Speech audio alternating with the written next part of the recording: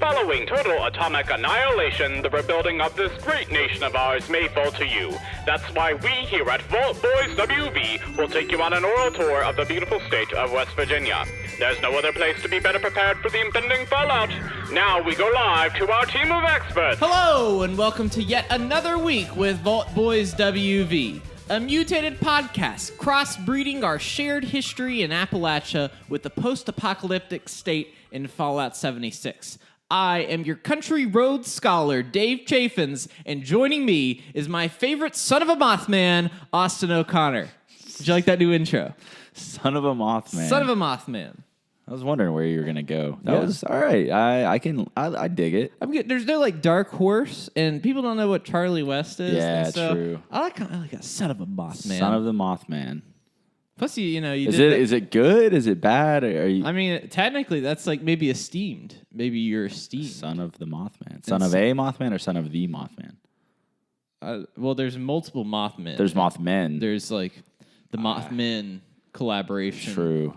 Resistance group. Which that's like interesting to me. That like some of them are friendly, some of them are not friendly. Maybe they're a wise Mothman, or maybe yeah. they are a stalking Mothman. Yeah, that's creepy. You know what they do. So one like gives you an experience boost. Yeah, it was and the other the one lighthouse, right? Yeah, and the other one tries to fight you.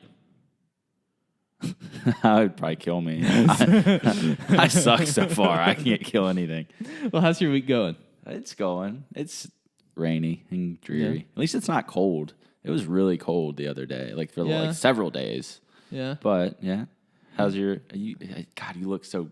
Just look at that haircut. Yeah, I've got a nice haircut. I went down to the Booley Trap down in in Elk City in Charleston, West Virginia. I need a haircut in the worst way. Let me tell you something. It's really nice, and when I'm doing work or something, it's like everything just falls off me now. I've got so much more energy because my sides are like Chewbacca. Yeah. But the top of my head, it may be getting a little bit thinner. Well, mine, I don't know. Mine on the side here, I was gonna grow it out. Yeah. But I'm too impatient. Now it's just like annoying right now. And Yeah. I feel like I look stupid. I always look stupid, but like a little more stupid than normal. That's fine. You know, I don't know. You're rolling with it. I'm rolling with it. But it's the thing is, like I'm gonna be out of town. I'm not gonna be able to get it cut at least until like next weekend. So like going into December at this point. So, Yeah, is there something going on this week that we're recording? Is there like a holiday or something?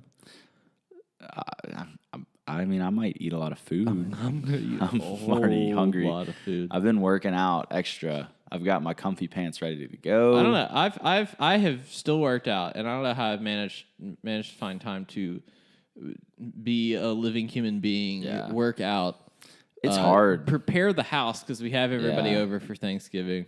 Did you already do like one Thanksgiving? No.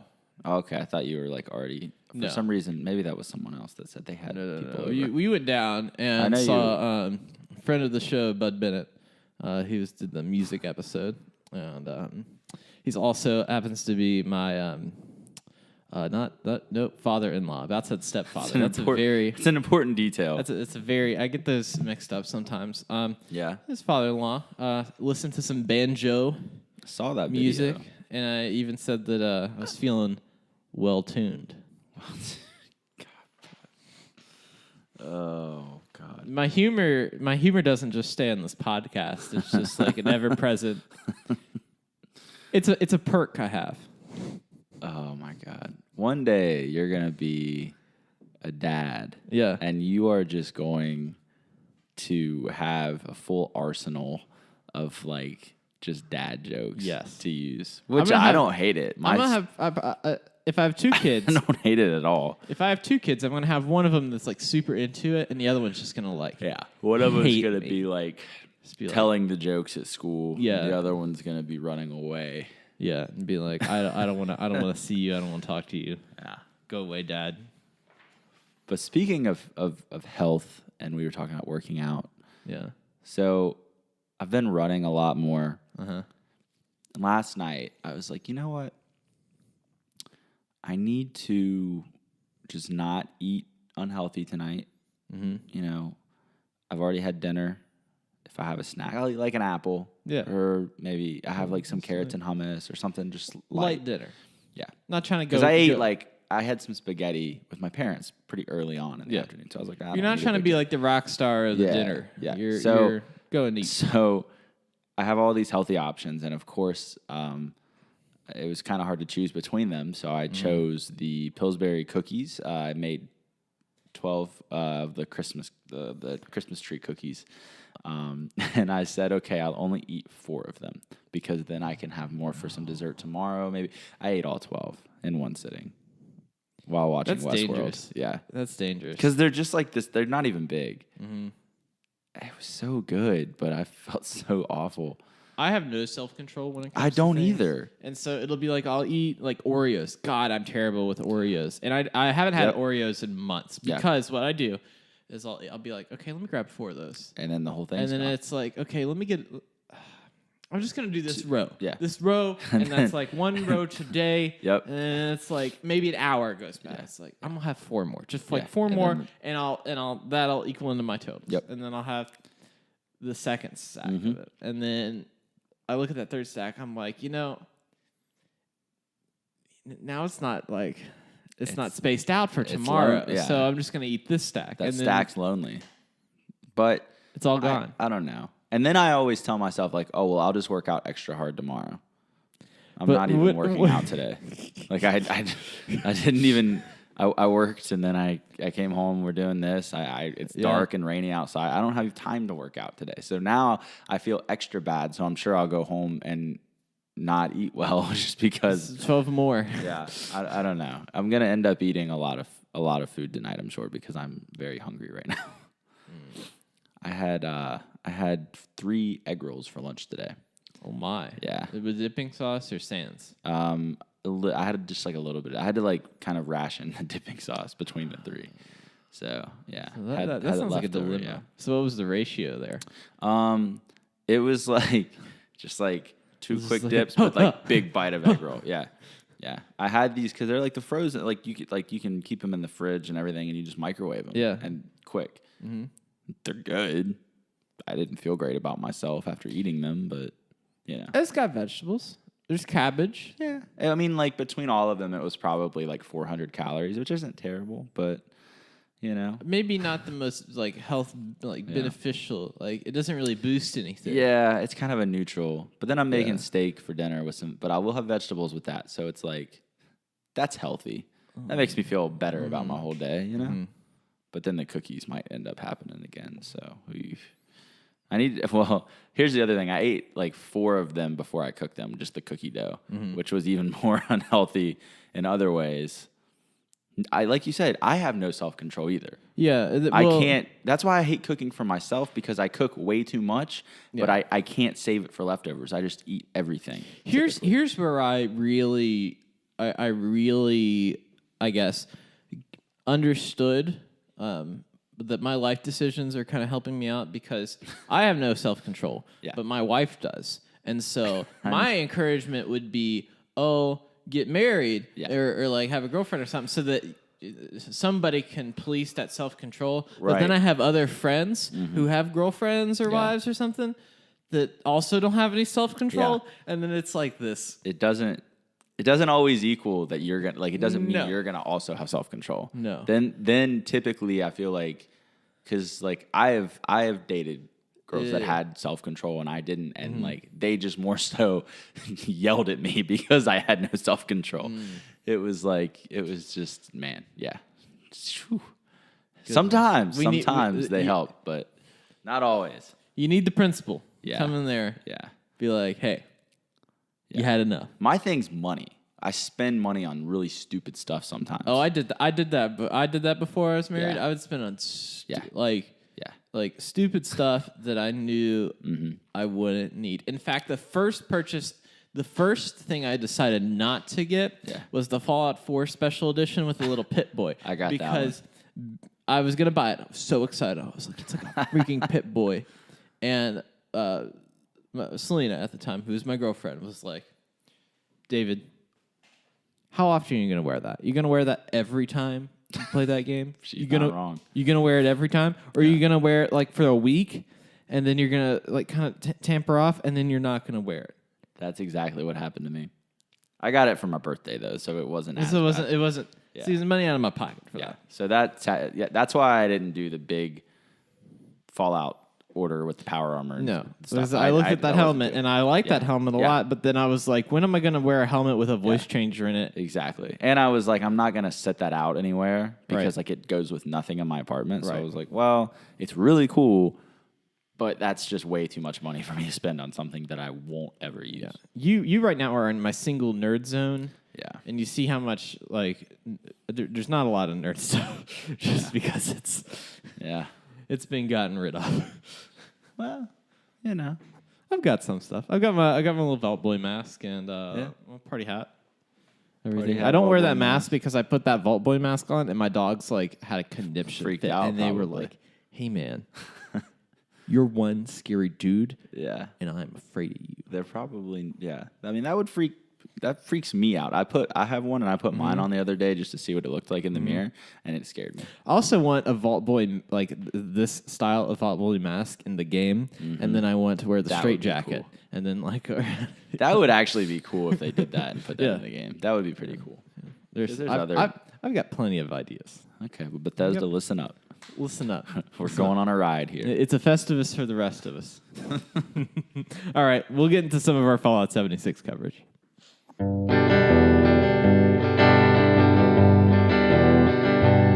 So, Austin, this week I've got 2 announcements, and then we're going to get right into our coverage here. So, the first announcement: the November 19th patch is live and has various performance fixes, as well as fixing an issue with quest objectives specifically for the Quest Bureau of Tourism. So, there was like a terminal that you couldn't repair, and everybody walked through, and they fixed that. So nobody was able to finish the quest. Yeah. They fixed that. That's one of the specific fixes, which I'm very excited. I haven't gone and done it yet as of recording this because the 47 gigabyte patch is now downloading.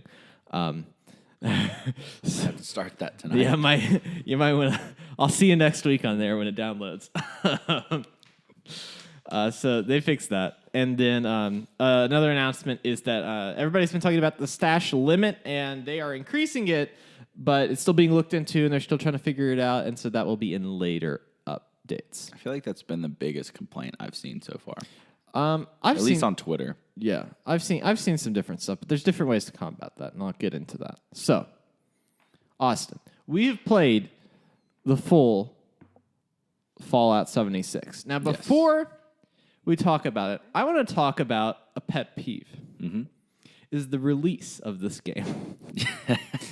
That had all bets. Okay, so first of all, the beta. The beta. It's the game. Yeah. That's the game. Yeah. We were just testing the game, which is great. Mm-hmm. I'm excited for that. Yeah. But I spent 24 hours total playing the beta version. Okay. So I was just playing the game at that point. And then they took it away for like a week. And then they were like, all right, they released this infographic that had all the times and everything for like when the servers go live. And they have it all mapped out like all over the world, these like release times. Midnight for the East Coast. For the East Coast. And then the Tuesday morning, some people just like got on 8 a.m. just to like check and see. And the servers were on.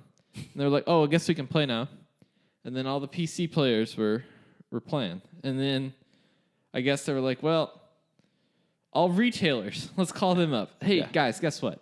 You just release the game. And so they're like, well, okay. So you went and you got your copy early. Well, see, I didn't know that it was going to be live. Yeah.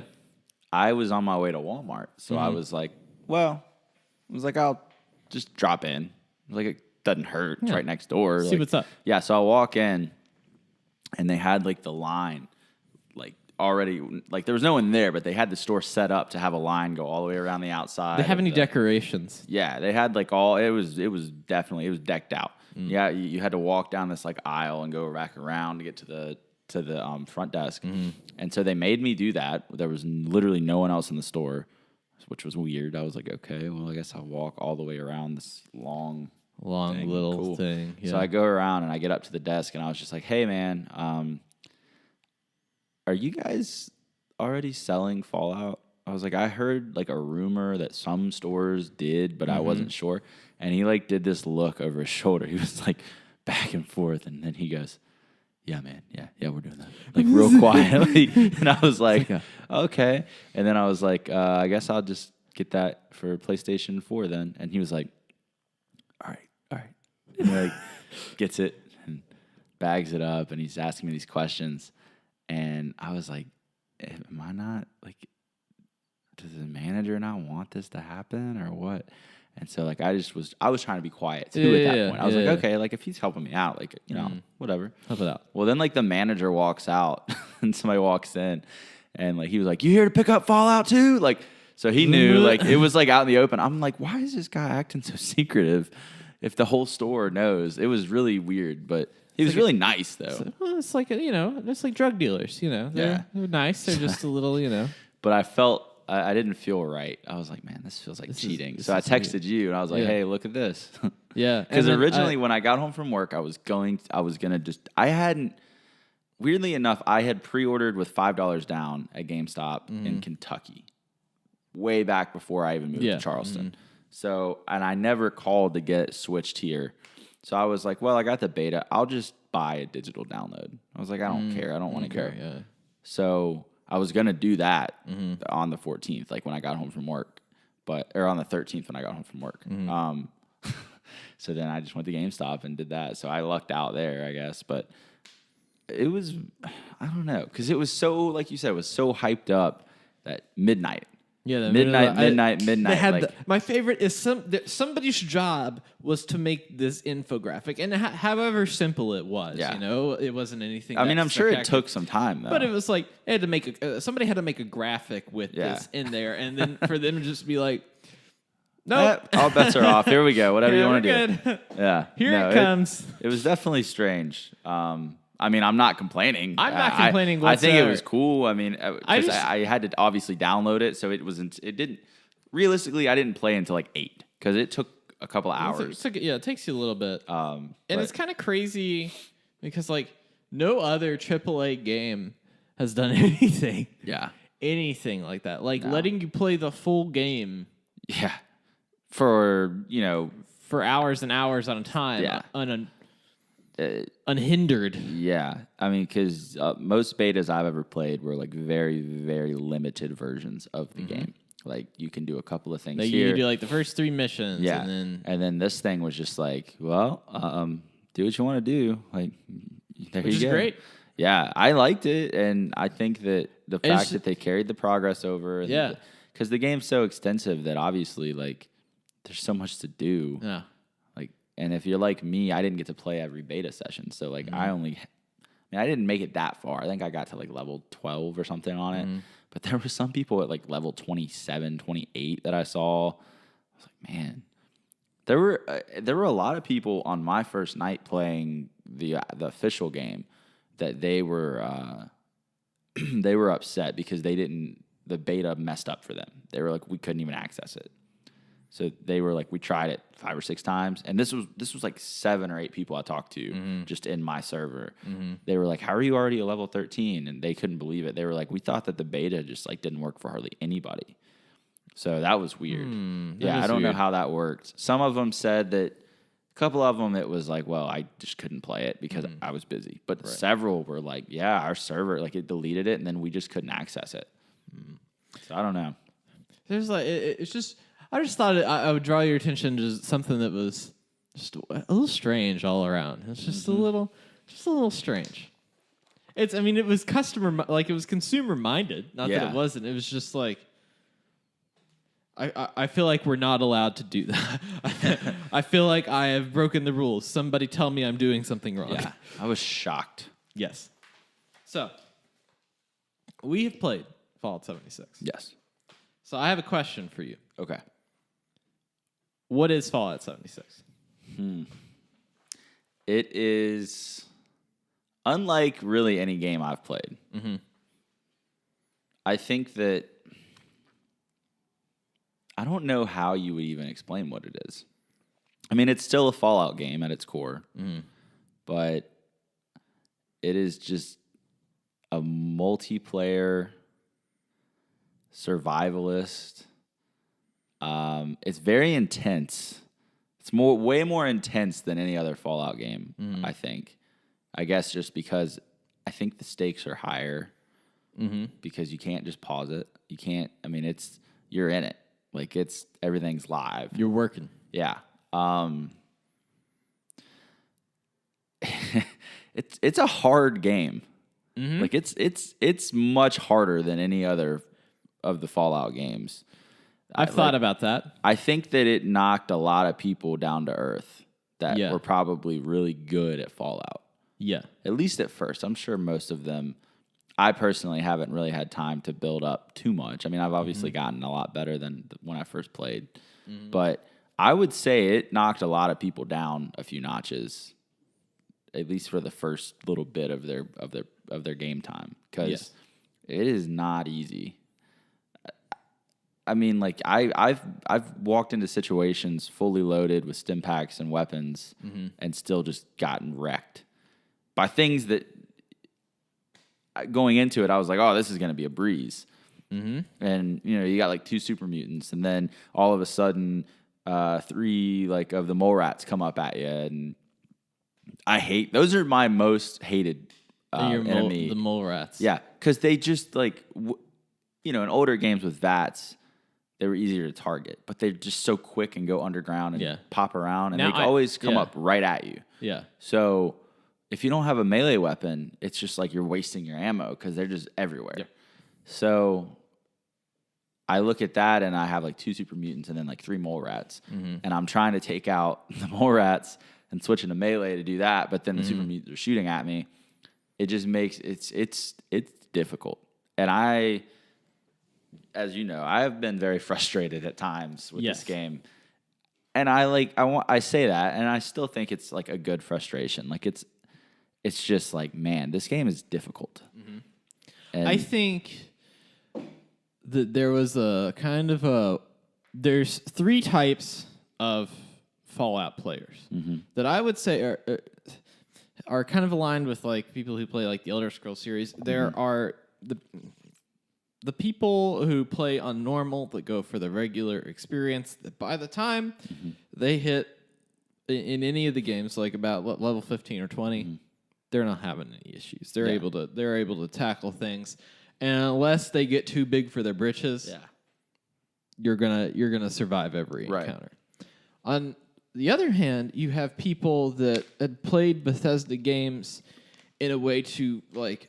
In the stories of the games, you become this like manifestation of like God on Earth, because you're like, for example, in Elder Scrolls, you're at the end of it, you're the leaders of the Fighters Guild and the Mages Guild and the Thieves Guild and the Assassins Guild, and you've got some other thing like you're a werewolf and a vampire. And it's like you're this all powerful being that can do magic and swords and bows and sneak and wears heavy armor. It's like just a jack of all trades. Yeah.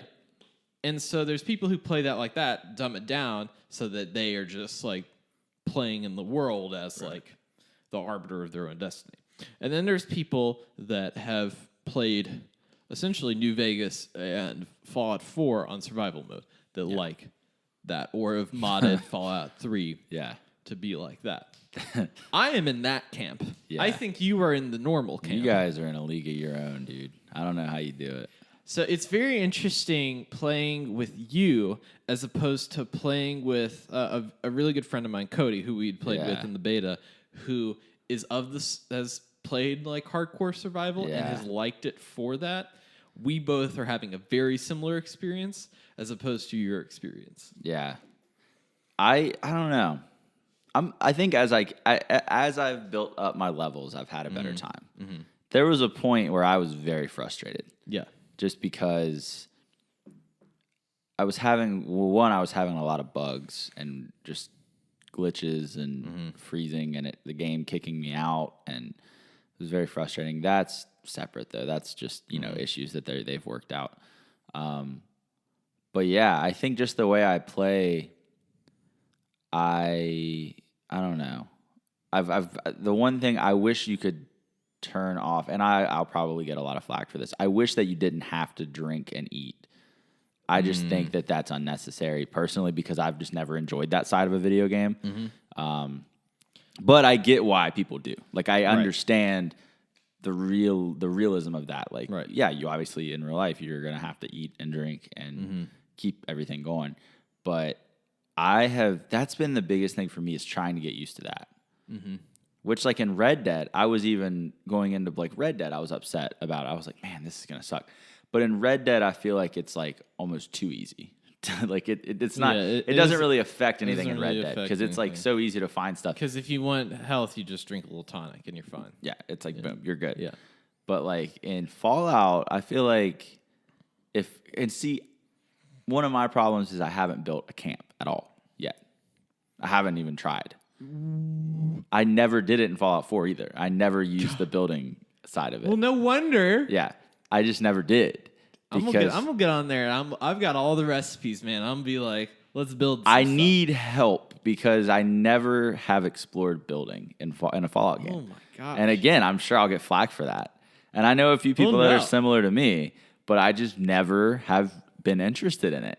But then now I'm like, well, the last few days I haven't really had time to play it. But that's ultimately the next thing I'm going to work on is building because I've noticed, hey, yeah, this is probably a good idea. And, you know, the purifiers and getting things set up to give you better resources and I guess security at the same time. Speaking of which, I saw an article today about a camp or it wasn't an article, it was a tweet that some guy, I guess, had set up a camp near Flatwoods and was like giving out like free water and stuff to people. Like giving out. Yeah, a bunch of people were doing that. Yeah. Some like YouTubers and some different people were just like, oh, I played a lot of the beta, so I'm just gonna like make armor and pistols for people. And yeah, I just still haven't been able to put enough time into the game to get good at that. Like how many hours do you think you've played with beta and release? Over 20, probably like 25. Did you see my tweet today? You're really over 50, haven't 50 you? hours. Good Lord, son. That's impressive.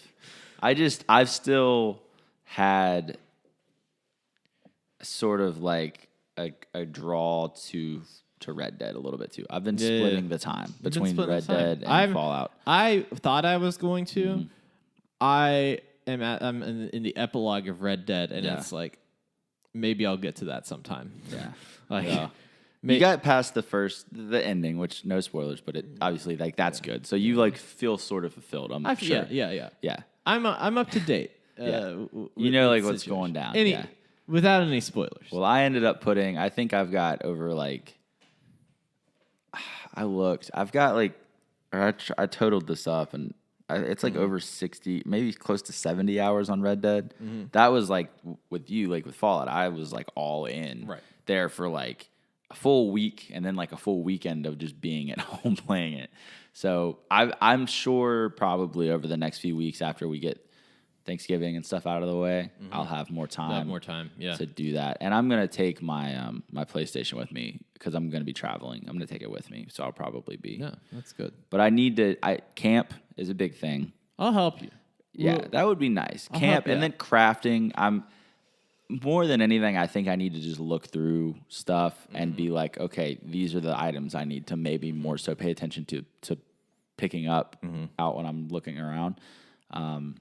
But yeah, I guess in the past, I was never big on crafting and building. So that's the one thing that I was always bigger in combat. Like I like combat in the game. Like I've always just been more of like a go around, run and gun, do stuff like that. You know what I mean? So now the more technical side of things is what I need to work on. And I'm sure that it'll balance me out once I get it. So, So for Fallout 76, what is it for me? It is, number one, the best survival game in the market. You are not going to play a better designed survival game. Minecraft ain't got nothing.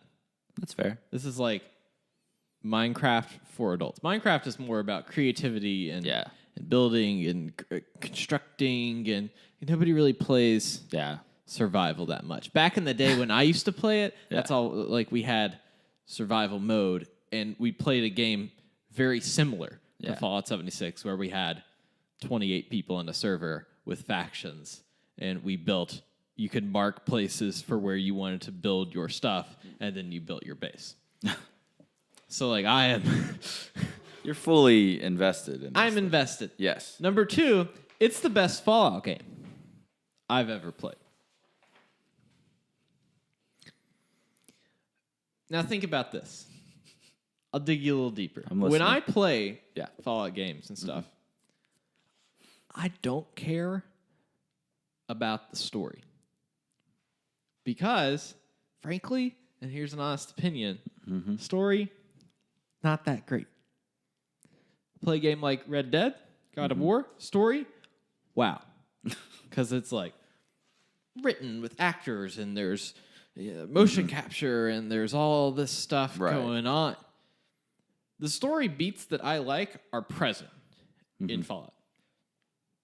As far as like I could give a crap. Like the Dragonborn story in Skyrim, I don't care. I just want to fight some dragons. Yeah. You're just about that action, boss. Gray Fox stuff. I just wanted the Gray Fox helmet. That's all I wanted. That's all I needed. Right. I don't care. I don't care about the pack of fighters that are well rolled. So all I want to do is power up Liberty Prime and take them to the Enclave and shoot up some people and fall. Right. You just want all the explosions and the gunfire. I'm trying to have some fun. Yeah. Okay, that's fair. Number 2, what Bethesda is particularly good at is developing systems. If now this is coming from a survival player where it's like, if you were going to play on a survival, you have to know all of the systems. Yeah. And you have to utilize every single system. All of their systems, except for one, work very well in this game. The hunger, the water, like it's like problems that you have to solve. So it's like a survival game for adults. So while you were on a quest, you were having to fend off these 3 super mutants while also thinking, I need to make sure that I go get some food because my food meter is running low, or else I'll start having starvation and I won't have half of my action points. Yeah. Or, and in the back of your mind, you're thinking, but I also want to modify my combat armor so that I can be pocketed and carry more weight, but I need to look for military-grade duct tape because I know that has ballistic fiber in it. And so those are like, you have to think about 6 things. Yeah. Well, there's a lot that goes on in your head, I feel like. And you have to balance out, and that's the beauty of the systems. Yeah. And so you're always thinking everything that you do is intentional. Now, with having caps for fast travel, excellent idea. Because when you're alone, you can place your camp at a central location, and let's say you want to go from one side of the map to the other, and you want to fast travel to your camp, it's cheaper because you're halfway there. That's true. If you had 3 friends or 4 friends or 3 friends else in your party, put them in the 4 corners of the map, and then you've really cut down on your expenses for traveling anywhere. That's true. To be honest, I haven't even made it past the Savage Divide. Like, I haven't even seen the whole right side of the map. I am just... just to give you a checkup on where I am. I'm level 33. Okay. I've put about 50 hours into the game. I'm a member of every faction. I've completed a number of the factions. I'm working on, as you know, the Brotherhood of Steel. I'm working on that faction right now, as well as another faction, which I will remain, for the sake of spoilers, We'll keep it anonymous and unnamed. Okay. The amount of stuff to do that I like to do exceeds any other game. Okay. Because that's all I did in Skyrim, was I would say, okay, I'm going to go this direction, and I'm going to see what I can find. Because every location has some sort of story. It may be a big thing. It may be like, this is a part of the main quest. This is a part of this. With the new one, with Fallout 76, it's the same way. It's 4 times the amount, like the spacing is correct for all these locations. So you're thinking about travel. You're thinking about what you find at the locations. You're thinking, I need to come back here when I have a higher hacking skill so that I can go in through the store. And I need to remember that they have, and I'm just going to use this example again, military grade duct tape over in this table, and I know that later on I'm going to come back, they're going to have it.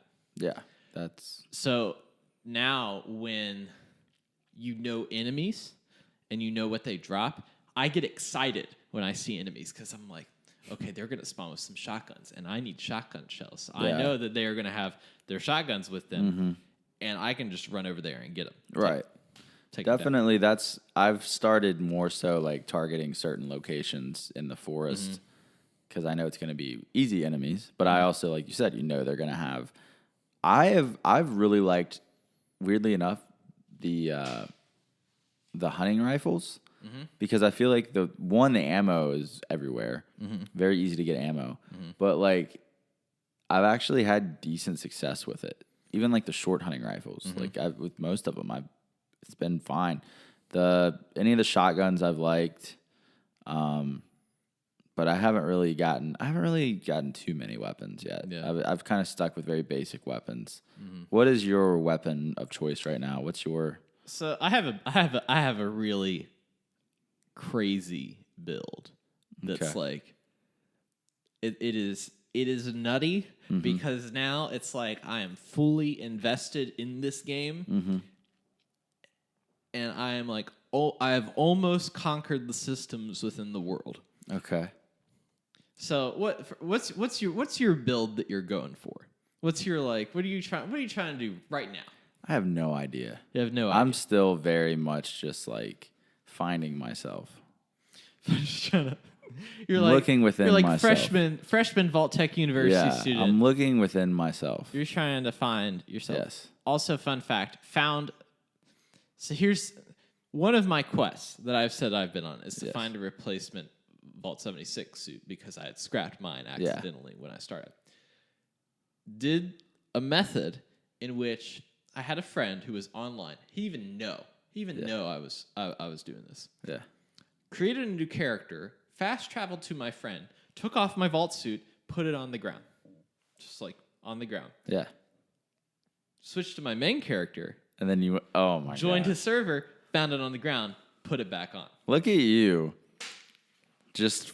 Because I'm like, I don't think there's going to be another one. But then I found plans the other night for a Vault Tech University jumpsuit. And on the back, guess what it has? Big old VT for Virginia Tech. What? Yeah, so I'm going to get that. That's pretty cool. I'm going to get that upgraded. So there's like if you lose your vault suit and you don't want to, and if they take out the weird, create the new character, and I don't know why you'd ever want to do that. I mean, you could, you could do the opposite and have your high level character make weapons for your guy and put it down so you could exploit the system like that. True. That's what I did for that. So you don't know what you're doing for your build. Not yet. But so what is your... Who is Dave Chaffins? I am like the scum of the earth in this game. Are you just a bad person? No, I'm just entirely... I forgot what's... I'm like a hot mess. That's what I would say. My build is hot mess. Okay.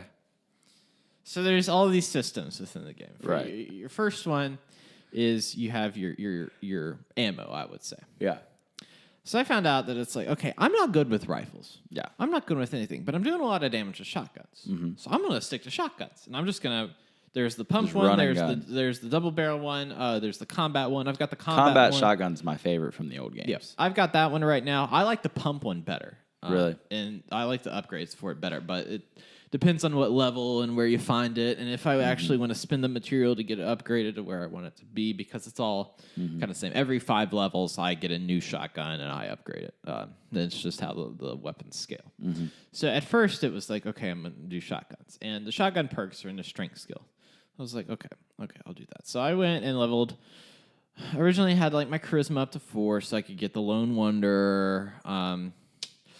I went and just had some different perks all around. And then it kind of hit me when I was doing one quest. And it's like, oh, cannibalism is in this game.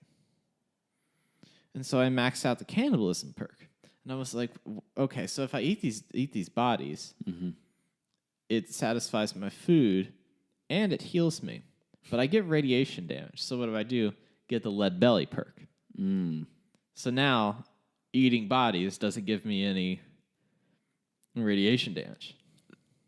Okay. So now, I don't need food anymore.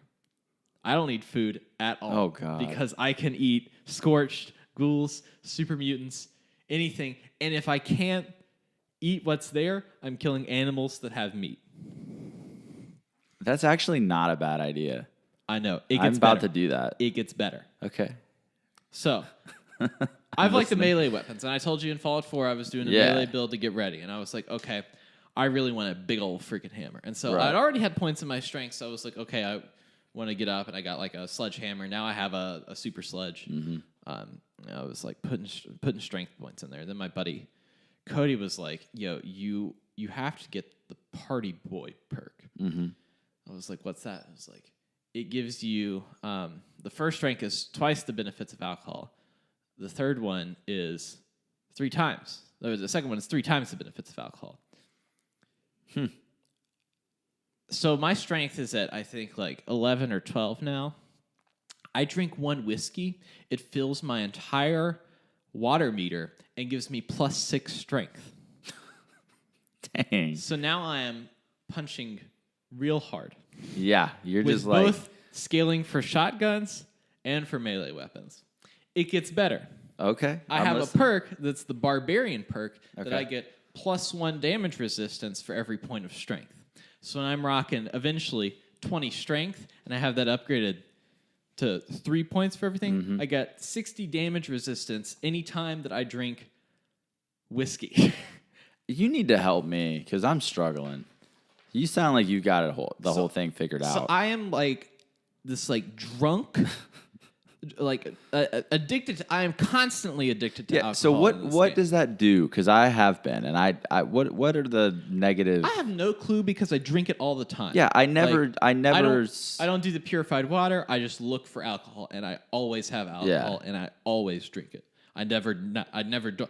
David, this is why I have like 40 purified waters, and one time I didn't have a stim pack, and I was just like, I guess I'll drink this purified water. I don't really care. I was just throwing it back. I was like, I don't need. I had a farm, but you wanted whiskey. Well, whiskey and bourbon are the best. So like beer, just beer is like +3 strength, and it's different for different alcohols. Dave, listen, this is why I brought you here today. This is an intervention. Oh. If someone would listen, if you take the excerpt of just the last 2 minutes of our conversation, and don't tell them what this podcast is, and just listen to you, they are gonna think that we have some serious issues. That was probably the most riveting 2 minutes of our entire podcast history. Where I admit that I am not only extremely alcoholic, I am also a cannibal. Yes. That was, man. Oh, boy. And then it gets one better where now God, what? I can put on power armor, and that increases my strength as well. True. So I found, I didn't tell you, I've got power armor now too. Yeah. I'm just not leveled up enough to put on the actual like stuff. So, but that was kind of going back to what we were talking about with like knowing where things are going to be. Yeah. With like fusion cores. Yeah. I feel like it's easier in this game than probably. I have like 20 fusion cores, and I'm like, I need to get. I originally was like, I need to get rid of these, and I was like, wait, I'm leveled up enough. I can just wear power armor all the time. Yeah. And so I just started wearing power armor all the time, and it helps. I'm sure, doesn't it? Like, is it immensely? Yeah. Like now, I cannot die. Like I can hold. I can't. So here's the problem. The one issue that that I have yet to figure out. The one thing is killing Scorch Beasts, because I'm an up close and personal. Yeah, like, so it's kind of against your. So now I'm looking into missile launchers.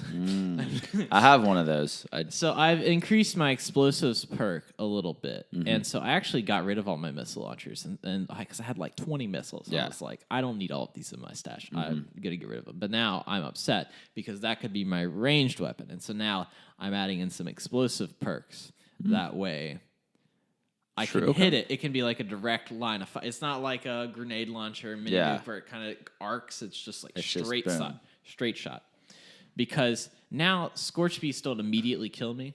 Like it's just like any regular enemy.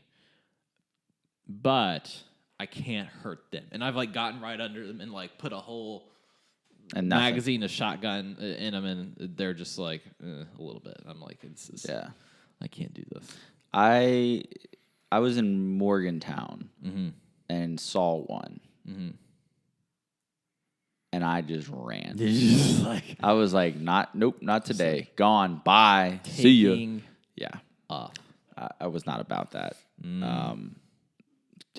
I saw it, and it wasn't even leveled up that high, but I was like, nah, not happening. Nah, I'm good. So, yeah. So, my tip, if you don't want to be a cannibal alcoholic like I am, where I don't need farms, I don't need food, I just need to eat the dead people. Yeah. And drink all of the alcohol. And so, like, I would never think about... I would just, like, sell alcohol or drop it, like, somewhere. And I wouldn't even pick it up. Like, I'd just be like, oh, vodka, I don't care. Yeah. Now it's, like, my lifeblood. And I get it. I'm like, here we go. And I haven't accrued a stash of it because I drink it all the time. It's like, oh, man, I see that group of super mutants. Let me go down some vodka real quick before I go out there to get them. So... I almost feel like I have a handle on the systems of these games. Flying enemies, more flying bat dragons. Haven't gotten a hold. Right. I think over the next few weeks, like I said, I'm going to put a lot more time into Fallout. Which it sounds silly that the man that's one half of a Fallout podcast crew. Hasn't put an immense amount of time into the game. You're also an upstanding gentleman and are very nice to do this. So, but I will now begin really putting my time into this game. Fallout, it almost kind of snuck up on me. Yeah, we hyped it up for so long, and then it just kind of like we had all the information on. But it just seemed like it was like. So far away. So boom, it's here. Like that's how it seemed for me. It's just odd. Which I mean, part of it's just things I've had going on. Another part of it is the fact that Red Dead released inconveniently, 2.5 weeks before it. So I was still kind of hooked on that. So you're still in the game. You're still doing the Raiders quest line right now, right? I think the last thing I did, because I don't always when I play just do quests. Sometimes I just wander. You just wander. Yeah. I understand. The last like real thing I was doing was I was at the Morgantown airport, so not even that far. Not even that far. No. I've not done that many quests. I did the Flatwood stuff. I moved up to Morgantown. Well, you did the fire breather stuff. I did. We did the fire breather stuff. That's in Charleston. technically a part of it. We did that. I went out of sequence with a buddy of mine that was like, "Hey, come check out this cave." And then in the cave was a bunker, and then it was like, "Here's this access code for this place that we might have mentioned in episode 5 of the podcast." And I was like, "Let's go there. That sounds great." And it was just like. Entirely random. Well, that's what's so crazy is like you can just sort of if you can fight off what you want to fight off, you can. I had to fight 3 death claws in a cave. Oh god. To get that. So wow, good on you. That's not bad. And that was with 2 people, and it was still. Yeah. Well, I have not.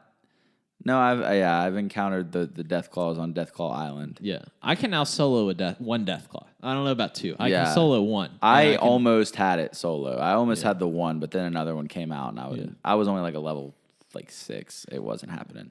Because death claws, they just get up. I've got that power armor on. They get up right at me. Swing a hammer.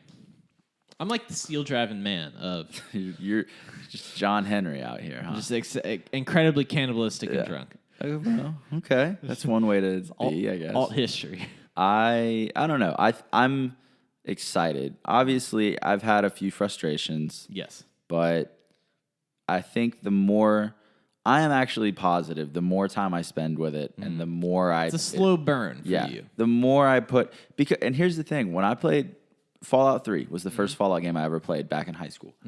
I hated that game when I started it. Yes. Hated it. I put it down for like 2 months. I almost traded it in. I was like, this game sucks. But it was because I didn't put a lot of time in it. I was just trying to run around and get this stuff done. And then as I went back to it because one of my buddies in school was like, dude, you just have to be patient. He was like, you have to build your character up. He was like, you can't just run in and be Billy Badass and think that you're going to be able to take on anything. Right. So I was like, all right, cool. So I went back into it, and like 150 plus hours later, you know, I'm at that point it was my favorite video game of all time. Like, loved it. There you go. Because I realized how you have to build yourself up and you have to view the world and everything. Yep. And so I am positive that that's going to be how I feel as I put more that time into this. Your experience, especially with food and water, will improve vastly once you build yourself a camp. Yeah. Which once I can, because the purifiers, I mean, again, I don't know a whole lot about them. You can pump out quite a bit. I mean, you can get 2 purified water. Plus, if you have like, you start you just start accruing stuff, and you start accruing a lot of wood. And so it's like I can make a bunch of boiled water, and then I can combine it with some fruit and make like blackberry juice. And then my thing is my weight limit that I have, which I know that increases as you. But where I'm at right now, I'm just having trouble maintaining because I feel like I don't even have that many guns, and I keep scrapping. There's little things like stim packs are extremely heavy in this game. Yeah. Radaway, Rad-X, it's all super heavy. Yeah. Ammo. If you aren't using it, get rid of it. Yeah. It serves zero purpose, and that's you what will I've find noticed. a bunch of it. It's so strange how heavy everything is.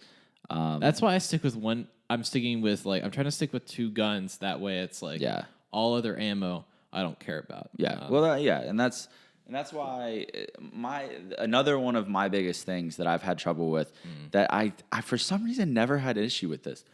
My gun's breaking. And then in turn of having to scrap this and scrap that or just get rid of this other stuff, I screw myself over by not having that one thing I need to repair it. So then I just keep dying because then I'm using like a pipe pistol to work my way back to get the material. And I'm in this like loop right now, which I know I will get out of it as I keep getting better. And you'll start looking and you'll start noticing that like scrapping your junk as you go along really helps. Yeah. Like as soon as you find an armor or weapons workstation or something or a tinker's workbench, just immediately go scrap all your junk because it weighs less, and then you're able to collect more. Yeah. And then repair things as you go along. Also, one thing, it costs the same amount to repair at 1% as it is at 99%. So wear them down a little bit before you start. Don't like over repair, which you can actually over repair items in the game. I definitely, I'll spend more time on it, and once I can get some power armor going and all that stuff, that'll help. The camp I think will definitely help me. So maybe are you gonna you'll be on in the next few days, I'm sure. I've got some Thanksgiving stuff, but I'll be on here and there. We can you let me know. we'll coordinate. By the way, people have emailed in just to ask us what platform we're on. We're on PlayStation, PS4. Right now, I don't have a lot of time to play with some people. I'm trying to go for a solo experience here while we're doing this review portion, but later on, it'd be good to play with some people who listen to it. I, on the other hand, have really enjoyed my time playing with others. So if they want to play with me, should I put my go ahead. My gamer tag on well, out like this? You don't have to accept friend requests, That's man. true. You can just decline them. I guess I could. So for me, right now, I don't mind, because you're on a mission right now. I get that. You're doing the damn thing. Right. What's my? So mine. If you would like to play with me and laugh at how terrible I am at the game. But you know what? currently. You will provide good anecdotes, and it'll be like a little extra, the people I made a few friends and. I found myself just like naturally we would go to different like cities and I'm just shooting out facts at them. If you go over here, like this actually like continuing the podcast into the game basically, which seems, they could have just been, being like nice. They seem to enjoy it. Like people started asking questions and stuff. So if you want to play with me and be my friend, my username is Duke69Silver. So DUKE 6'9", Silver. You're like a sexual Ron Swanson. Yes. Ron Swanson is always my inspiration. I dig that a lot. Yeah. And you probably, if you're playing with Austin, you'll probably play with me at some point. Yeah, but we'll be on there. Probably me playing more multiplayer right now than Dave, but eventually we'll. I'm trying to do it. It's like they said, it's solo experience. That's what I'm gonna spend my time doing. I'm gonna figure it out, and my build is going to be now I'm essentially just a tank. So just don't eat me. As long as you don't eat me, we're good, man. I want to see. I haven't actually killed anybody, but I want to see if I can like eat other people, and then that's like the equivalent of like Halo teabagging. Oh yeah, it's like, oh, I killed you. I'm gonna eat you now. I'm gonna now do the animation where I'm like picking up meat chunks and throwing them in my face as like blood spurts everywhere. Yeah. It's weird because going into this game, I said for the longest time, I was like, people are going to be mad that it's multiplayer. You can play single player. I'm going to play single player. Yes. I'm like, I'm just going to play single. I have really liked playing with other people. It seems the one thing that I really like is like I was playing with my buddy. I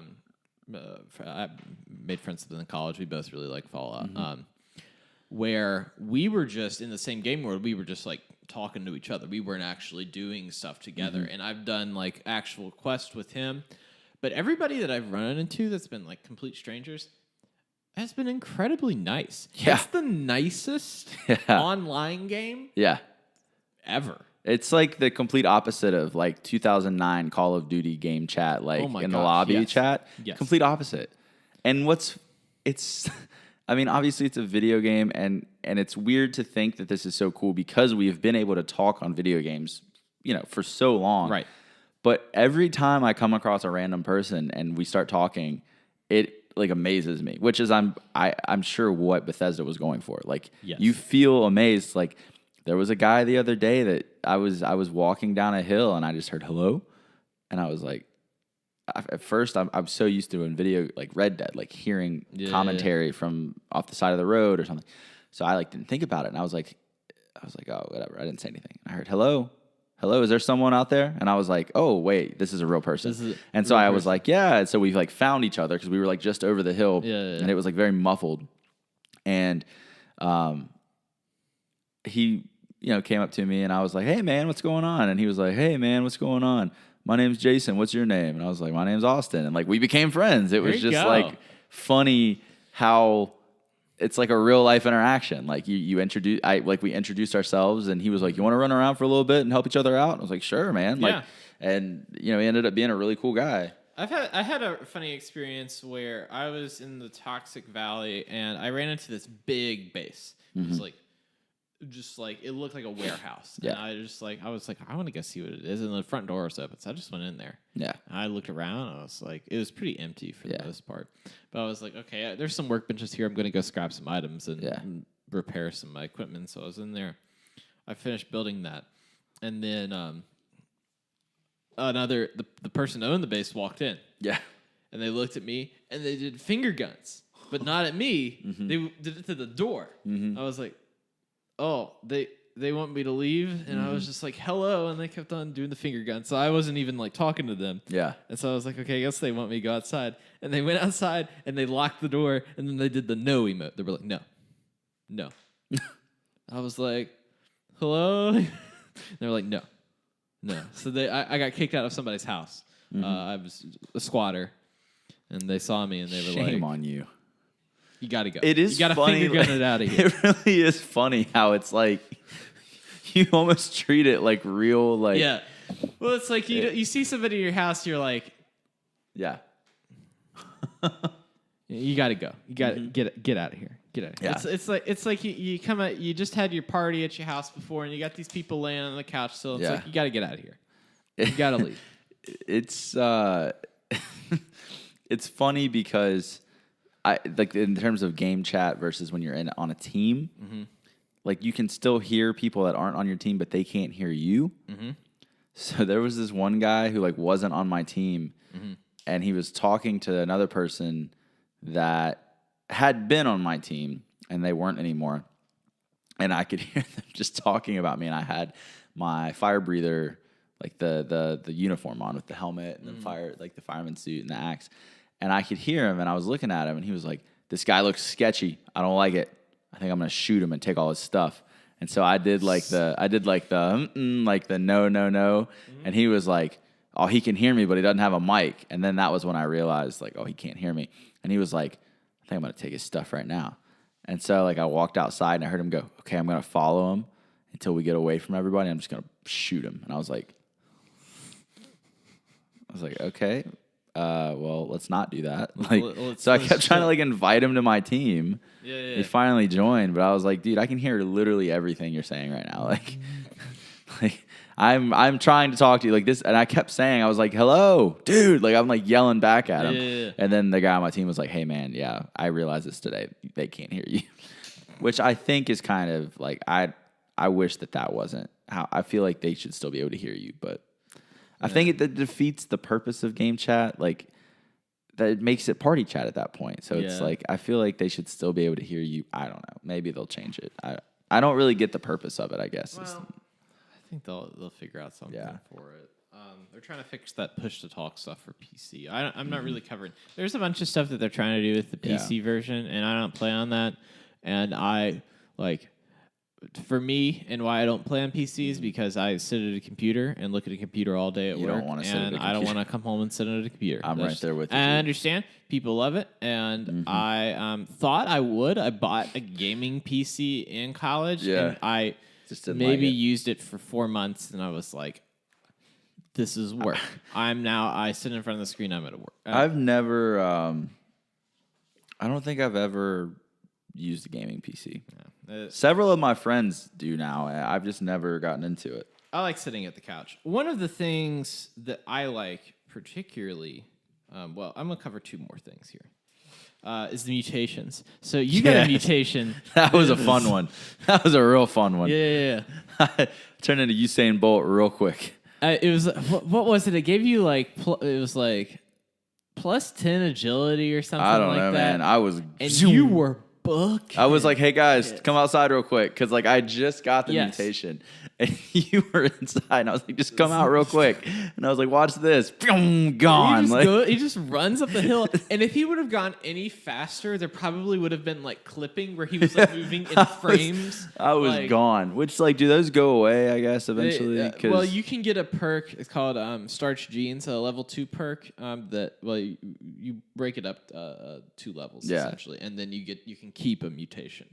So my buddy that I play with is also good about. So I'm doing this like we both have the party boy thing going on where we're drinking alcohol. The party boy thing. Yeah, his solution, like mine is cannibalism, and that's how it's like I don't need stim packs anymore because I'm just like. Yeah. After I'm done, I'll just eat everybody and I'll be good to go, ready to rock and roll. Yeah. He had a mutation that was like health based, and I forgot what it was. It had some sort of bad side effect. I forgot what. Oh, Kims are less resistant. Yeah. But when you're out of combat, you automatically regenerate health. And so he was like, "Watch this." He saw he got the mutation. He removed his rads, and it was like within maybe 3 seconds, he had a full health bar from nothing. I need that. It was insane. But if he was in live combat and used the stim pack, like he wouldn't get as much health. Yeah, so it's kind of so it's like a double-edged sword. Yeah, you're like, so it's like, and same thing for cannibalism. And so I've used up perks trying to get that down. And then I also like I contract diseases like crazy because I eat so many. But I'm good with it. Yeah. And there's a mutation that I can get that it's like the more diseases that you have, you can create a poisonous aura around yourself. So I'm thinking about doing that. And so that would be cool. I'm literally just an aura of hot mess. Yeah. Like, are you like you're like what was the kid in Charlie Brown that had like the cloud around him? That's you walking around the wasteland. I'm Fallout 76's Pigpen. Yeah, you're just walking around with this big cloud of dust and disease and power armor and a hammer and drunk and I'm a mess. And the other thing I want to talk about was events that I didn't really do much of. Yeah. In the I beta. accidentally completed some because of the other people around me. I really like them. Yeah, I yeah. really like them. I have done like regular daily events, quests, workshops is something that I'm particularly interested in, especially when it comes to camping. Yeah. And utilizing blueprints. And so I've got my base set up, but I'm thinking about utilizing my camp in multiple different ways. So like having blueprints for workshops, because you can build in your workshop areas and have that. But also like Scorch Beasts, or when we eventually launch nukes, I'm a tank, so I just like pull everybody to me. I kite and I'm up close and personal. What if you can get like a perk to make yourself like it's like home defense or something like that. You can get these like fancy turrets and traps and everything. I essentially create like a fortress of Megadeth that's just like filled with turrets and everything, and then kite all of the creatures back. They're all focusing on me, and I've got my base that I've built near the nuclear site that's like killing them all as they come in. Okay, that's smart. That's my next line. I've got a few lines of things. So right now it's missiles. And then it's this like base as a defense thing. But I saw a tweet today, and somebody was like, "Just got the game, loaded into my server, left the vault, and literally 4 seconds later, it said another player has launched a nuke." He was like, "There I was, just beating on the door, trying to get back in the vault." Like that would be I'm surprised that didn't happen to me. Like. My favorite thing I've seen is two things really. Somebody group launched 3 nukes at the exact same time, and it crashed servers. It just crashed them. And then so Scorch Beasts come from specific locations in the ground, and somebody launched a nuke into that location, and it created like a level 92 Scorch Beast Queen. That looks impossible. It looks I think I did see that. It looks like that's like the final boss. That's like I was gonna say last thing. Somebody made an edit and they had like the Skyrim music, like the like the loud Viking, like, and they were like shooting at the Scorched Beast, and then it cut to like Skyrim, like, and it was funny. It was pretty good.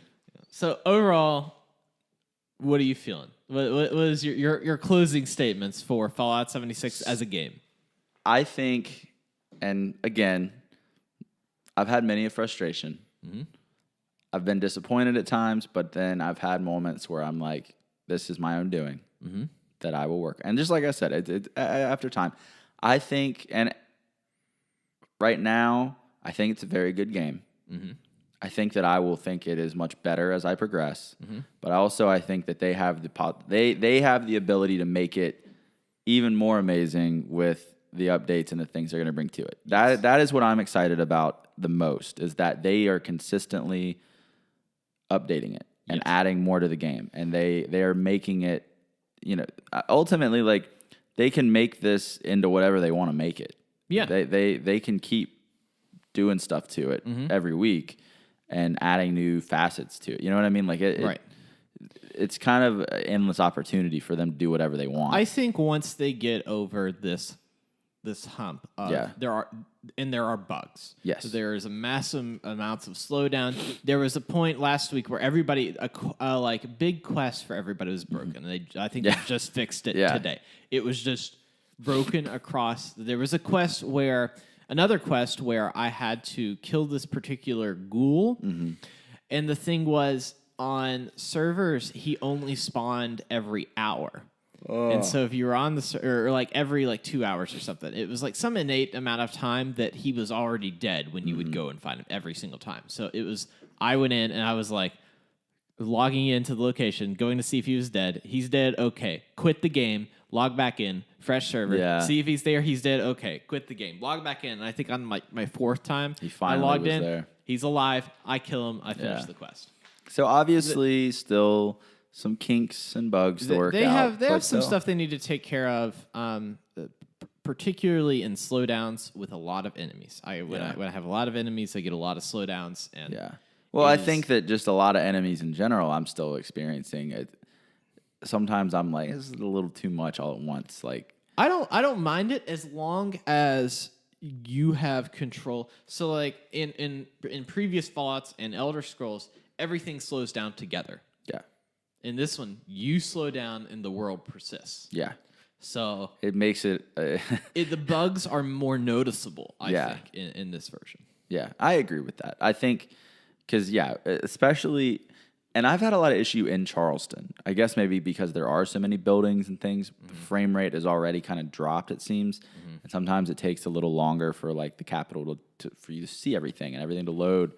And so add that in with 15 scorched coming at you, and it slows down real quick on you. Like it just starts, you try to turn. I mean, it's just slowing down. So that stuff, I think. Well, and I'm sure they'll get it.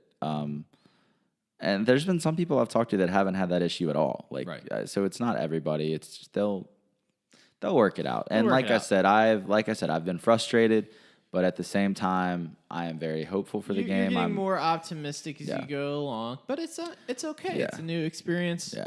You're coming at it from a different angle than I am. I came at it from an angle of I prepared myself by doing a Fallout 4 survival run. Yes. Like there was training involved. You came in here ready to go. Yeah. I have come in a little slower on the transition, but ultimately I'm excited. And like I've said a few times tonight, I think that the more I invest myself in it, the more benefits I'm going to get out, and the better I'm going to feel about the game. So, well, that's good. But I like it. I mean, I definitely, like I said, I've enjoyed the multiplayer more than the single player, which again is, I think, something that they're probably happy to hear. I think that was something they really wanted people to enjoy the multiplayer. The co-op experience is great. Yeah, it's unique. The PvP experience is still, they're still trying to figure something out. Yeah, they'll get it. I think so. I've had a couple experiences with it that have been a little, kind of left a bad taste in my mouth. Like I accidentally shot someone's workbench and I was immediately wanted, which was really weird to me because I was shooting at an enemy and just accidentally clipped it. Yeah. And then when the person killed me, it was just like, the fact that I couldn't redeem myself, like the only way to get the wanted off your head was to die. Right. I'm like, that kind of seems like something maybe they could work on. But other than that, I mean, I've had a lot of fun. Yeah. There's been several nights I've been able to play, and I've had a blast. It's in my top 3 games this year. It's like I've said, it's for me, and I know it's people are like, it can't be your favorite Fallout, and truthfully with the systems, because I love the systems within these games. It's like I do not care about the stories. Right. I like the aesthetic. The aesthetic is the best it's ever been. Yeah. Frankly. Mm-hmm. And so it's very true. It's my favorite. It's my favorite survival game. It's better than anything that I've played. I think there's no way to say what's the best Fallout. Everyone has a different favorite. I know people that think that New Vegas is the best game of all time, and I'm like, they love New Vegas. Yeah. That was a game that was created within 18 months. Yeah. Imagine that. Yeah. I personally, Fallout 3, as of now, is still my favorite Fallout. Yeah. And honestly, one of my favorite games ever. Like it's up there. This, as time progresses, this one could overtake it. You're not sure.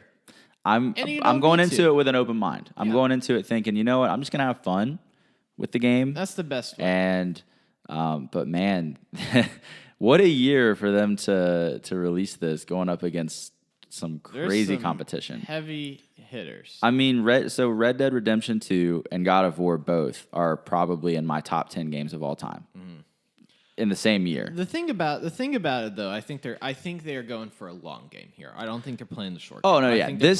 They can update this for a long time. They can keep this thing rolling. I think it's going to be in 6 months. It's going to be a must-buy game. It is going to be a game that's got a lot of its kinks worked out. That is a fun experience. That is balanced and works. Yeah. The people that have been bashing it and refusing to buy it will be loving it. I'm sure. It would be like how people had a big turnaround with No Man's Sky, except in this scenario, it's a really fantastic game with a lot to do and story, and people are just upset, and I don't. Ultimately, I mean, every other Fallout game, obviously, I'm still playing Fallout 3, 10 years later? With there were no updates other than the DLC. And the DLC, came out in like 2009, 2010, somewhere through there. So, and we're still playing that. Yeah. We're going to be playing this for several years, but the thing is they can keep updating it as they go. So it can make it fresh as we go. So I think this is going to be revolutionary in a lot of ways for other video games probably. Obviously, there are other games I'm sure that they have drawn influence from for this one, but I think this is going to be a big reason for probably different directions that a lot of other games start to go. So I think that's cool. I'm gonna read off a little thing that they posted in their letter that they had posted this weekend, talking about the future of Fallout 76. So, in addition to constantly making fixes and changes, there will be new content and game systems that add to the life and experiences in Appalachia.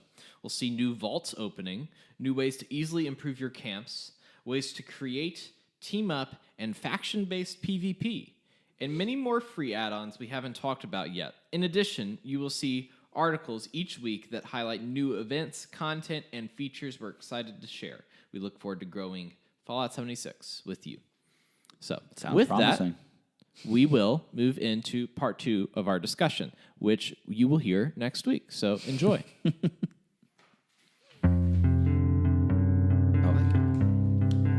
Austin, welcome back. We're on part 2 of our discussion this week. It's a rejuvenation of energy. Of energy. We're feeling good in here. Wonder what we just did on that break there. Man, it has been 7 days since I've seen you. 7 days. 7 days in dog years. 7 days. In dog years, though. What is that? Year. That's like a few seconds. 7 days. So, folks, we're recording this in 2 parts. That way, we can go and have a nice little Thanksgiving meal with our family, eat it all up. During that break, we just sat here for 7 minutes. We sat here. Just staring at each other. Fiercely, with so much vigor and passion that the room increased a few temperatures. This is starting to get a little weird now. We're getting a little...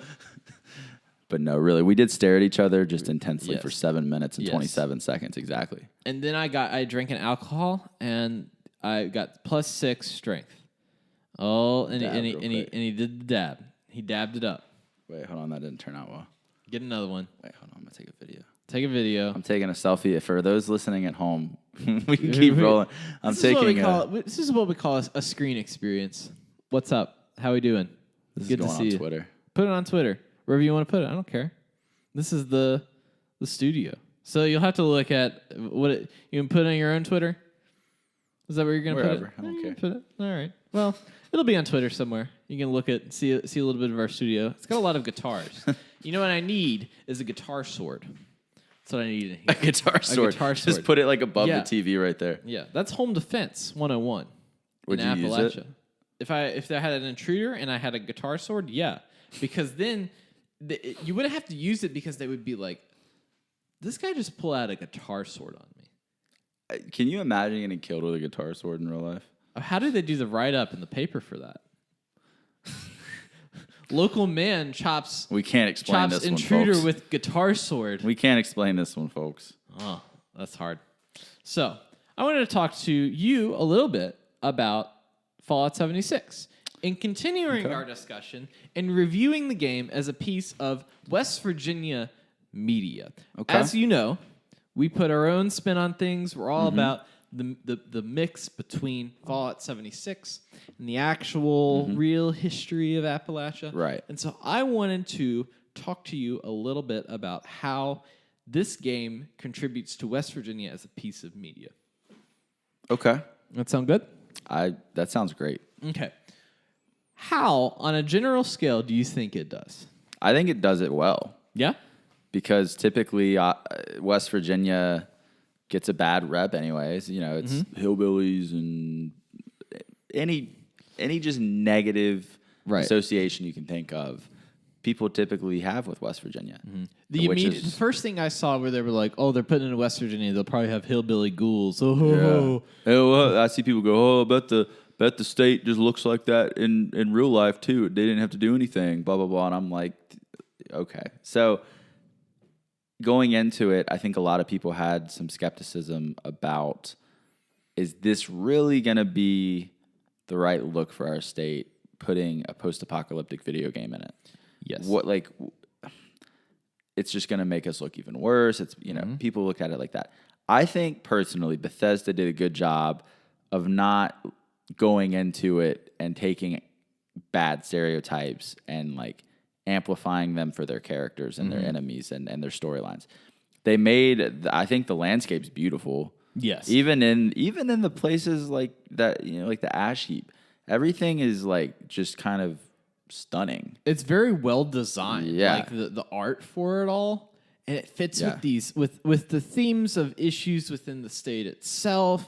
Like you get a wide selection, and parts of it are exaggerated, of course, but like you get a wide selection of real West Virginia environments. I mean, just overall, I think they made it look really good, which our state's beautiful, obviously. We talked about that a lot. And despite it being a post-apocalyptic wasteland, essentially, it's the most beautiful landscape that we've seen in a Fallout game by a landslide. I mean, when you walk out into the forest, you don't feel like you're playing a Fallout game at first. It's just very lush and green and full of life and it's the most like we've said before, it's the most colorful game Bethesda's ever put out. Oh, for sure. And I've seen a lot more like little critters jumping around, like a lot more like random wildlife. I've seen like foxes. And it's like I see a fox, I'm like, I don't want to kill a fox. Yeah, I see like a beaver and like the beavers and frogs. There were like the little frogs with like the long arms that just like pull themselves along. If you kill those frogs, you get uranium ore. So like they might be kind of. So unfortunately, the mutated frogs. They might be kind of worth it. Sorry, frogs. Sorry, you guys are out. But other than that, like I think that they did a good job of, and this sounds silly to say, but like they represented the state in a good way. Yeah, they had a very positive and also a very like. They really, and we've talked about it before in the podcast, and they truly have putting 50 hours into the game so far. They've done humble brag. Humble brag. Humble brag. Humble brag. Let me have I met Austin? Did you know that I put 50 hours into this game so far? I don't know. Did you know that my last Oblivion save had 345 hours? I pulled that number. I did not. I know it was 300. Didn't know that. My Skyrim save had 400 hours on it. I'm not sure what my Fallout save, but let me tell you, I've gotten a platinum trophy on every single Bethesda game. Okay, that's impressive. I'm a big deal. You're kind of a big deal, dude. I don't know if I don't know if everybody, all the listeners at home, know this, but yeah, you're kind of a big deal. I got a 6-foot vertical leap. Yeah, you heard it here first. That's the mutation. I tell you what.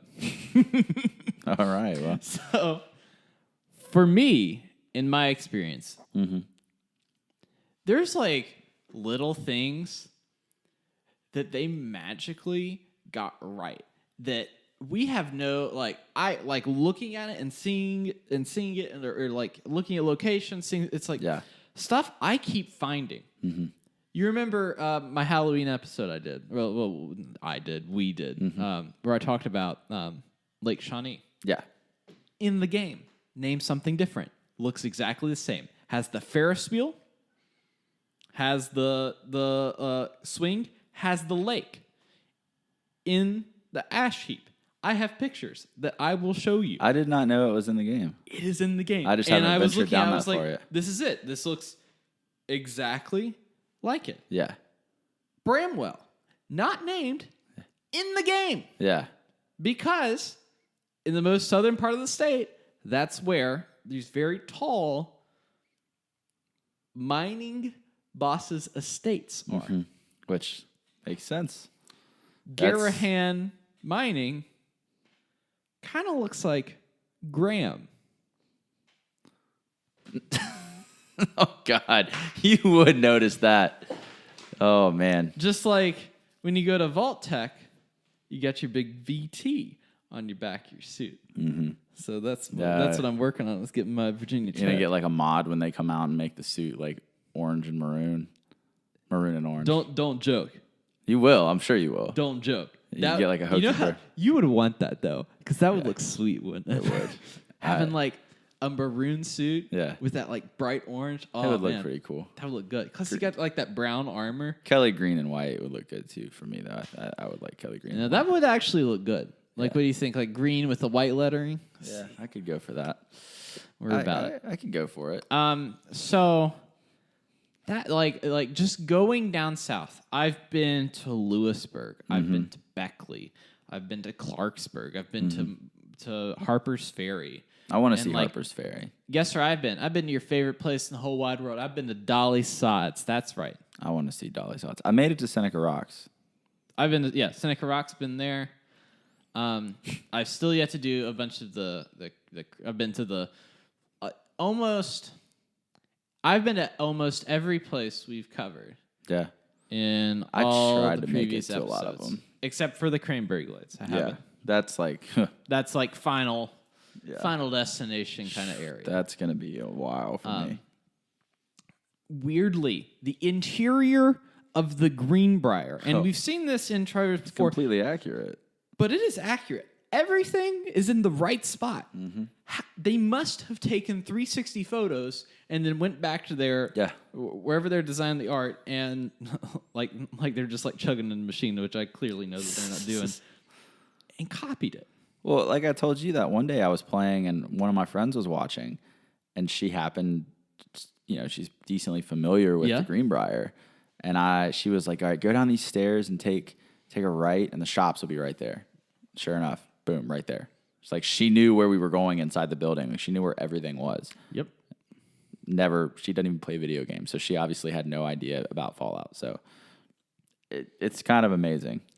The quests, the events and everything that they have, like these like kind of radiant events and stuff, are even more West Virginia based because they're around these locations. Yeah. I went to Camden Park and worked as a park worker by throwing like baseballs into tires that I see and like cleaning up little portions of it and depositing coal in certain buckets so that the rides could run all while like ghouls are attacking. But I'm wearing like a Camden Park uniform while I'm going around. There were a lot of ghouls at Camden Park. Yes. A lot.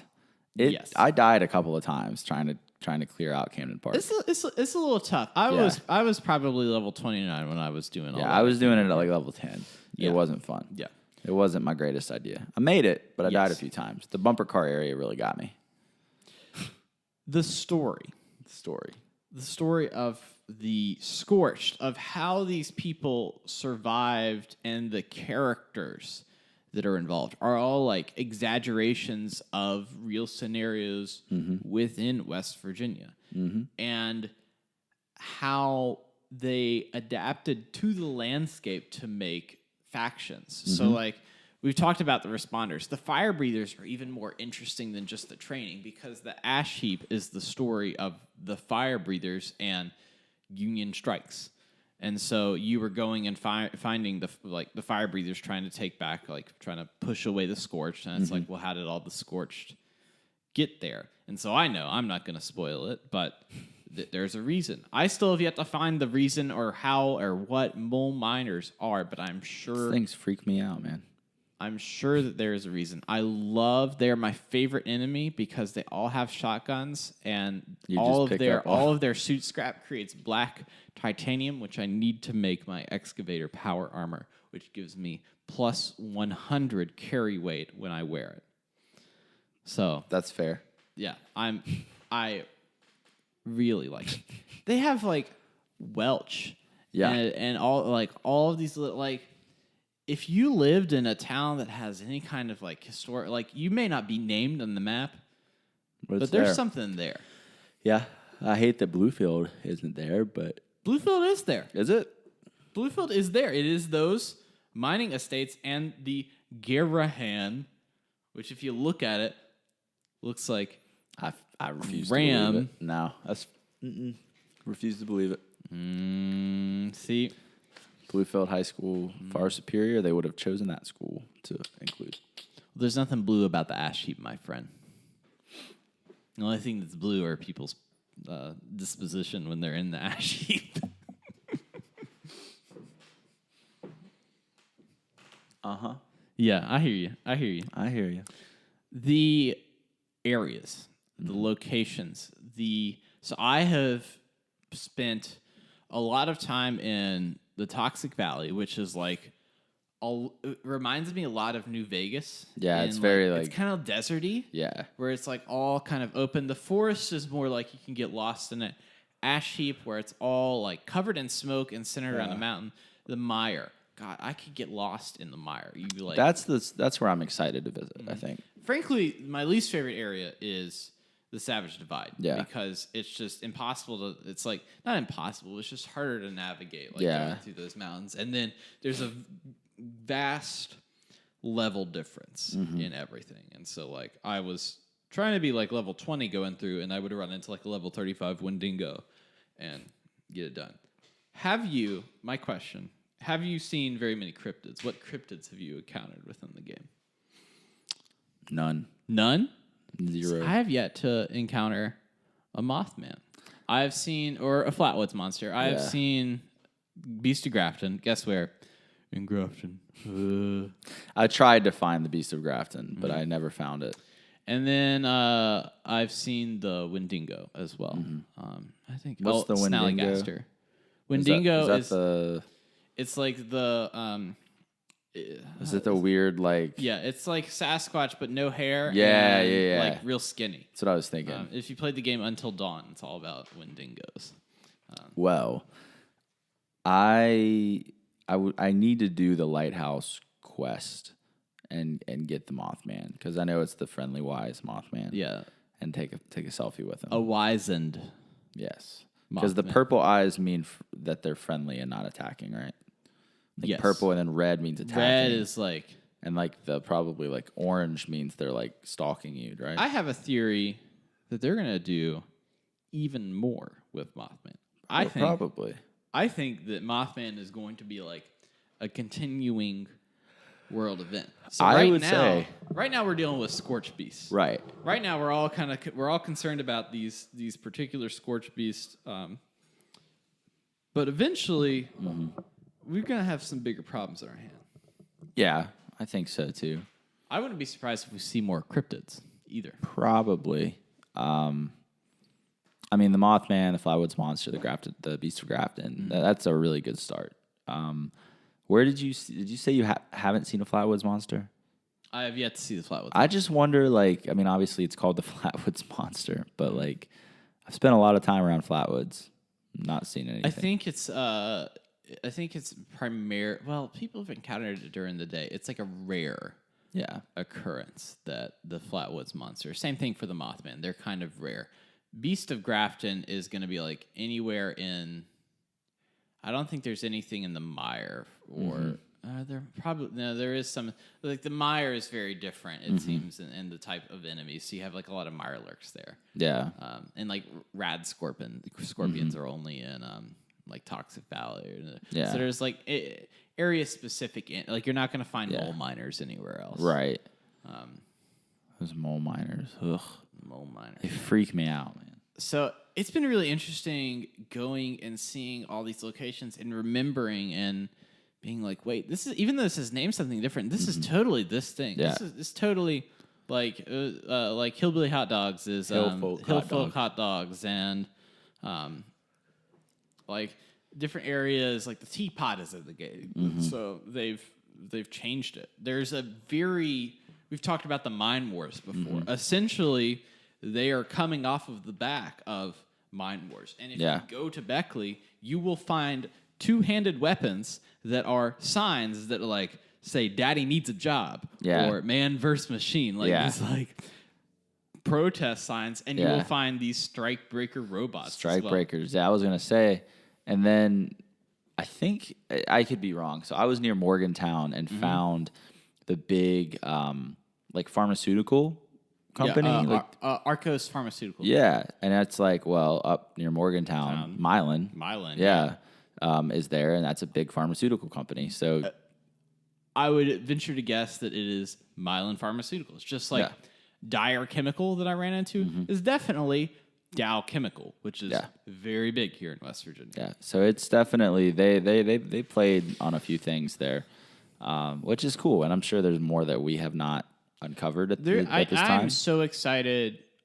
So I'm trying to get to level 50. I'm trying to go and experience a lot of the main points of this game, and then spend time really going and exploring and not doing much of any fast travel, like other than like going back to my camp to go do one thing. But even then, I might just move my camp along. Right. I'm very interested to see the rest of these locations that they have within the game itself. Right. I would venture to say that this is the best piece of like West Virginia media. Like maybe not.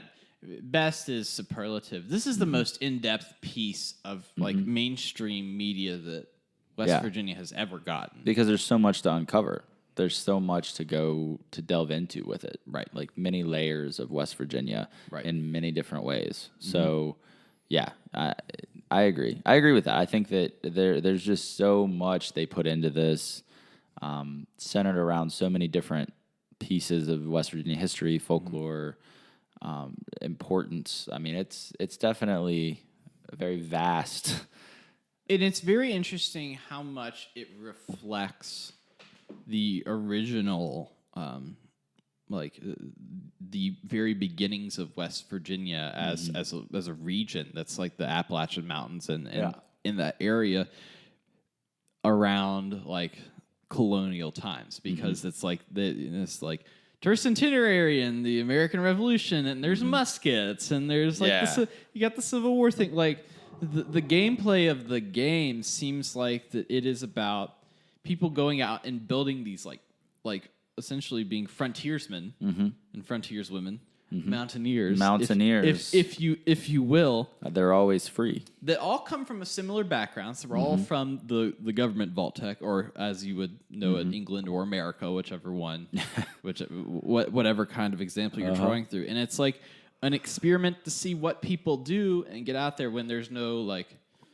barriers between anybody. And it seems like that everybody is kind of coming together in this like sense of West Virginia community where everybody's still protective of their property and is like out there to survive and thrive. But there's a community of neighbors, so that when you run into somebody, you most of the time, if you're not like just messing around for some reason, you're very friendly. Yeah, you essentially are creating this social culture that West Virginia already has, where we're all trying to get by. We all live in sometimes difficult circumstances, and if not, our families had difficult circumstances in the past, and we're trying to essentially there's that frontier spirit that's still there, and that's why communities are so tight knit.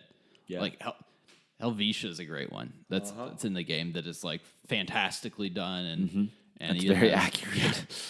That's weird accuracy for the whole town. This is a game that's about being a West Virginian, which is like kind of crazy to see it through this lens because. But no, I think you're right. I think that's a good way of looking at it, and that's a great way of looking at the gameplay because it's not Fallout 4, it's not Fallout 5, it's not New Vegas, it's different from all that. The gameplay is fundamentally different, and I think it is more in line with how people have lived in the spirit of West Virginia in general. I completely agree with that. So overall, through everything that you've seen, everything that you've looked at, what do you think needs to be added to make the game even more West Virginian? What do you think is missing that is culturally necessary within the game that they need to have to make it an even more West Virginian experience? Pepperoni rolls. I have yet to run into a recipe. Just kidding. I haven't found one yet For pepper. I have a recipe for apple chili. Apple chili, that's solid. In terms of like West Virginia background, history, lore. I think the stuff that they've added has been great. I think that's been. I would also love to see maybe a little more of like. So there are like some state parks and stuff, but like the state parks are a big deal in West Virginia, like a big deal. And there's a few that seemed not. I don't know. I think that maybe expanding some more stuff in them would be fun. I think that. I really don't have a lot because I feel like I'm thinking through everything that they have in it, and they did their homework. Like it's there. What would you say about like what do you think they need to add? I think that there's some. So I had mentioned that they needed like dancing emotes. Yeah. Like there Like, is a missing like celebration portion of like communication with your team. Easy one to add. Flat footing. Yeah. You don't need to do all this like movement around, just like some flat footing, some like, mountain dancing. Yeah. Because they already have, as you know, Jesse White, the dancing bandit, is in the game. Jesse White. Jesse White. I like the that. dancing bandit. There's flyers for him in the game. I would like to see that actually as an emote. I would like to see more cosmetics that are related to it. So like a coonskin hat, and a mountaineer outfit. Like that would be people cool. would love to have like you be like a mountaineer the Daniel and look like the mountaineer mascot. That would be cool. That would that would be neat. There's probably a lot of cosmetic stuff they could go into, even if they. But like you would figure in the base game that they would have like a mountaineer outfit, and maybe they do, and maybe I just haven't found it. And then maybe even small things like we were discussing, kind of jokingly, just school colors on some stuff. Getting gold and blue. Well, there's already gold and blue with Vault Tech, but green and white, or being able to incorporate different aspects, because there's a lot of colleges in West Virginia that people don't realize about. But ultimately, like I don't really have many complaints about it. I think that they've done a good job. I like your idea of maybe expanding the Mothman a little more. I think that they can run that with events and utilize that. What do you think on like? Do you think that they could? I've been thinking about like items that they can add on a grander scale, like expansions, like if they were up to it, and I don't know what their model is. What would you like to see out of like an expansion or something of like new areas or something from that perspective? New areas. I'm trying to think of places that they haven't really got to. I'll tell you one of mine because the game is Appalachia. Yeah. And so your regions are going to have to be within Appalachia. Yeah. So one of the things, I have this alcohol build that I've talked about before. You can't craft alcohol in the game. Right. You go, what is that, west of the forest? Kentucky. You've got Kentucky. Yeah. You can do literally the bourbon wilds. Yeah. Because it's all the old bourbon trails, it's all the old distilleries. You can have a faction of moonshiners. You can bring in moonshine crafting, but guess what? There's also rich people there. What do rich people in Eastern Kentucky do? Guess what? They race horses. That's how you add mounts into the game. That's actually okay. Easier way to travel, but guess what? They have a food and water meter too. Okay, I see what you're getting. I see what you're going to there. A spot that I think could possibly, and it kind of goes. It fits right in with Fallout. Is, let me see if I can remember the correct name here. It's in Tennessee. I think, was it Oak Ridge, Tennessee? And they had a lot of the nuclear testing and a lot of other stuff going on back during World War II. Yeah, maybe they could do like a Kentucky, Tennessee like crossover. Yeah, I mean, stuff. That would be cool. Even if I would like to see them incorporate, and obviously I'm biased, like Southwest Virginia and Eastern Virginia. Yeah. Really Western Virginia, not Eastern Virginia. Where you have some of those old Civil War battlefields. You have Virginia Tech, and you could, like, I think I've mentioned it before. You could include, because Virginia Tech has very unique architecture. Yeah. And you could bring in, they already have synths, like, well, not within Fallout 76, but the assets are there. You could add those in.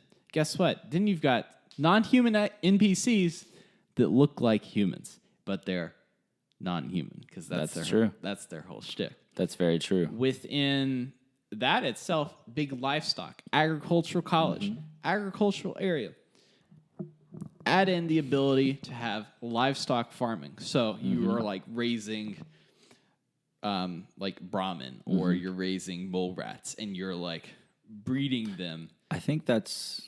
And then farming them with your camp. So it's tied into your camp. These are the big ideas. It's possible. I like what you're saying. Like, expand down Charlottesville, Blacksburg, and the obvious even like one Roanoke, is, of course, like, Roanoke could be good. Obvious one, of course, is go up to the pit, because then you have like an actual city industrial area, which the game Charleston kind of is, and apparently Watauga is a lot of city. Which is weird, because Watauga in real life is state just park forest. I mean, it's very like forested, which is so it's interesting that they chose that to be. But yeah, Pittsburgh, it would be cool to go up there. I like that idea a lot, because it's just north of Morgantown. It's this really short drive from Morgantown, so very possible. I think that, like you said, makes the most sense. I like the Kentucky thing. I like Tennessee. Even if they went down and added like Charlotte. Charlotte's a big city that's not, it's 2 hours south of Bluefield, so it's not far off. And it's technically Appalachia. So it would be weird kind of to see the bigger city kind of aspect there too, if they choose. But I would like to think they will do something with the pit. Yeah. I liked that DLC. I enjoyed it, but you never know.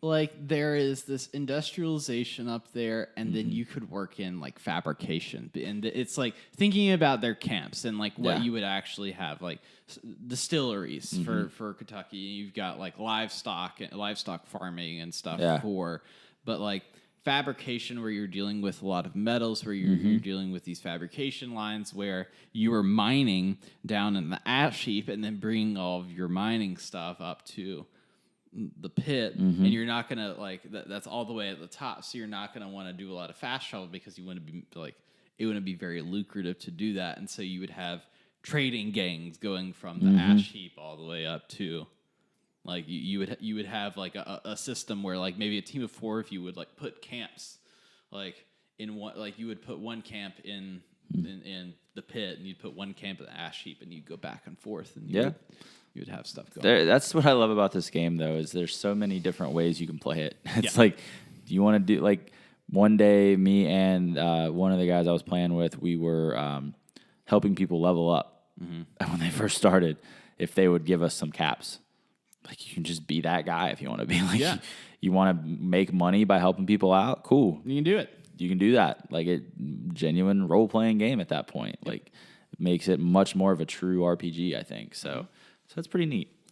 So, wrapping up our section on West Virginia media, I have 2 last announcements. One is that at some point we are going to record a spoiler cast for main story elements, and going on a deep dive that is just that main story and talking about spoilers. I tried to remain away from spoilers. Some of the spoilers are fairly obvious. Yeah, like everybody knows the Elanchen Duke. Like, you get it. But we're gonna do a separate episode that's more of an in-depth thing. Right. I don't know when we're gonna do it. Probably sometime in December. We're gonna have a full spoiler cast. We're gonna get into it. But next week we're starting off season 3 with a bang, and we are going to tell you what we are doing before we go and do it. So next week's episode is going to be on Flatwoods and the responders in Flatwoods. So that'll be like the first area you get out of Vault 76. Where's the first place you go? Flatwoods. So we're going to be talking about Flatwoods in the game, the responders, and their counterparts in real life. So I hope that you all will join us. What do you think about that? I'm excited. That sounds good. Sounds great. So, Austin, for today, that's it. Don't forget to email us your questions at vaultboyswv@gmail.com. Check us out on social media at vaultboyswv and tell your friends. Tune in next week for more talk radio on your favorite Appalachian station. And may the wisest Mothman bless you as you travel these country roads. Good night.